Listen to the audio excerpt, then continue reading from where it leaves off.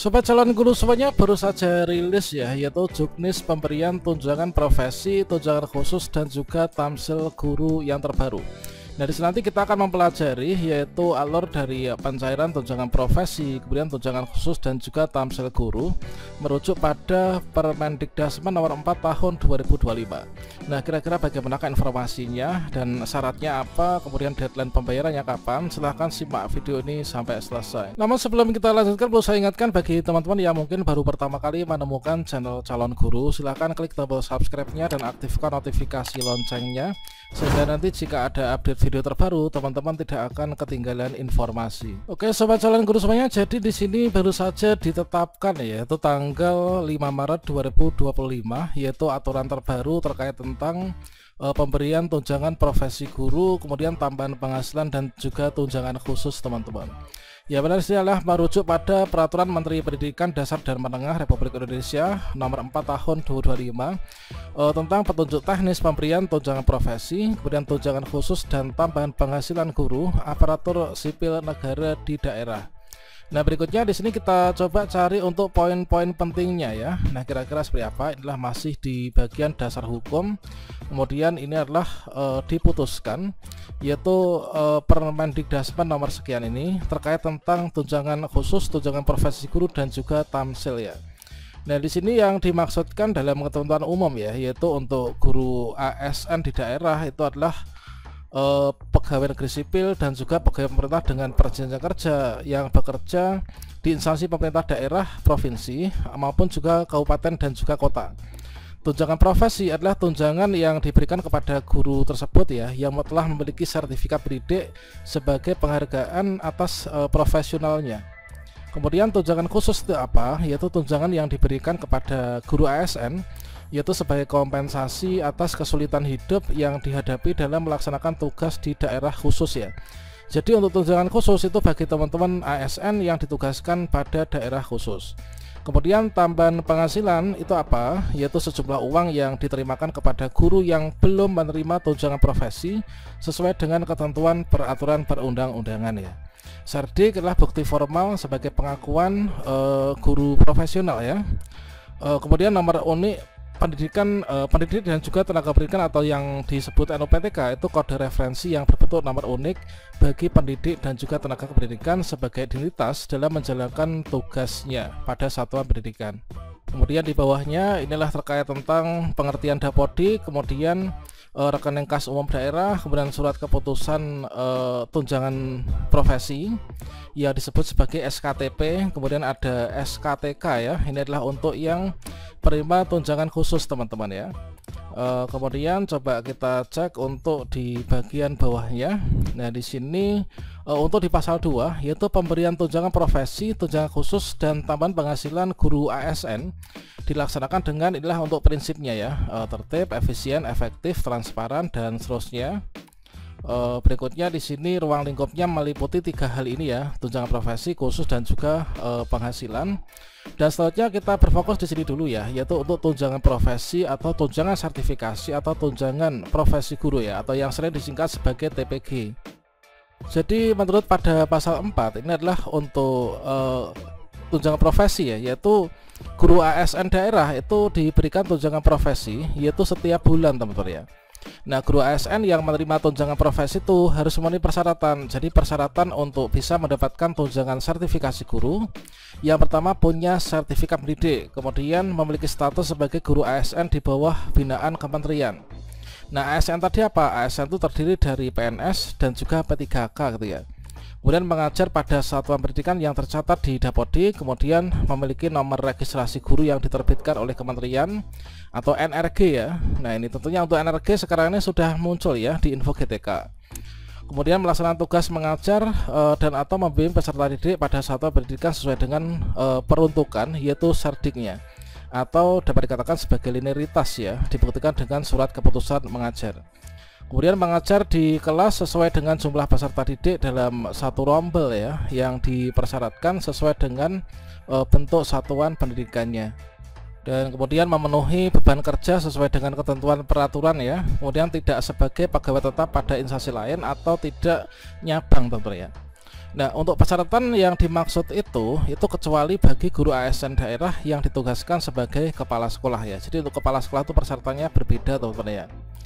Persyaratan pemenuhan beban kerja yang dimaksud adalah dikecualikan juga bagi guru ASN yang mengikuti pengembangan profesi berupa pendidikan dan pelatihan dengan lama pendidikan dan pelatihan 600 jam selama 3 bulan dan mendapat izin persetujuan dari pejabat pembina kepegawaian, atau guru ASN yang mengikuti program pertukaran guru ASN, kemitraan dan atau magang ya, yang mendapatkan izin dari PPK. Dan kemudian tunjangan profesi itu ini di pasal 5 ya, diberikan dalam bentuk uang ya, yang disalurkan langsung ke rekening bank penerima tunjangan. Jadi berbeda dengan tahun-tahun sebelumnya, yaitu untuk tunjangan profesi ini nanti diberikan langsung ke rekening bank yaitu penerima, yaitu ke rekening guru yang bersangkutan ya. Dan tunjangan profesi dimaksudkan di ayat 1 itu diberikan setara 1 kali gaji pokok ya, sesuai dengan ketentuan peraturan. Kemudian untuk di pasal 6 itu pemberian tunjangan itu disalurkan setiap 3 bulan ya. Jadi memang kita dapat tiap bulan, tapi penyalurannya setiap 3 bulan teman-teman ya. Ini dalam satu anggaran ya, satuan anggaran. Jadi ada TW1, TW2, TW3 dan juga TW4. Nah, kemudian untuk penyalurannya itu dilakukan sesuai dengan ketentuan, kemudian sesuai dengan tahapan penyaluran dari TPG. Kemudian untuk nanti tahapannya kita cek ya. Kemudian untuk yang tunjangan khusus nih. Nah, tunjangan khusus bagi teman-teman yang bertugas di daerah khusus atas kesulitan dalam melaksanakan tugas ya.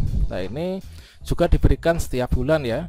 Dan daerah khusus itu merupakan daerah yang terpencil ya, misalkan, atau terbelakang, daerah dengan kondisi masyarakat adat yang terpencil, daerah perbatasan dengan negara lain, daerah yang mengalami bencana sosial alam, atau mungkin juga daerah dalam keadaan darurat lain ya.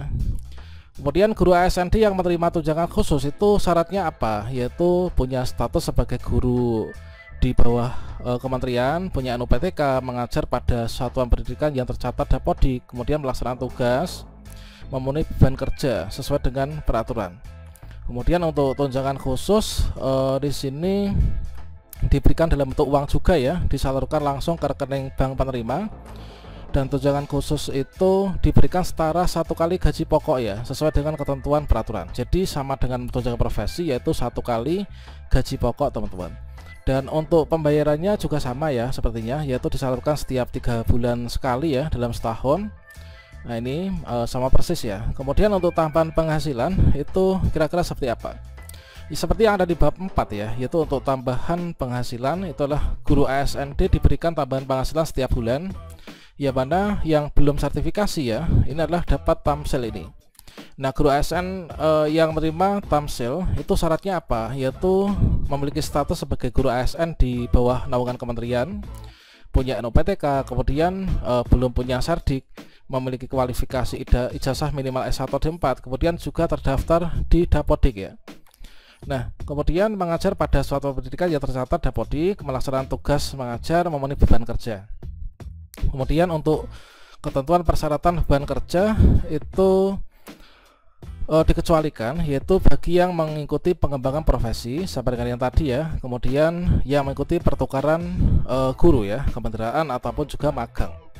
Kemudian tamsil itu diberikan bentuk uang yang disalurkan langsung ke rekening, dan tambahan penghasilan di sini adalah sebesar Rp250.000 ya.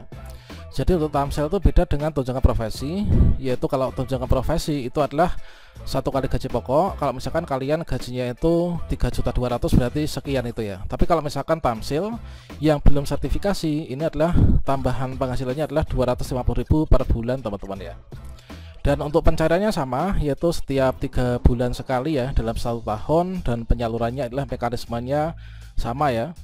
Kemudian untuk alokasi, penghentian bayaran, penyesuaian bayaran, pengembalian bayaran, dan pengenaan pajak ya. Jadi di sini silakan dibaca ya terkait hal ini, sudah sering kita bahas pada video sebelumnya. Ini adalah pengecualian pembayaran tunjangan khusus dan tambahan penghasilan profesi. Nah, bisa dihentikan itu manakala cuti, misalkan ya, cuti di luar tanggungan negara, meninggal, mencapai BUP, batas usia pensiun ya.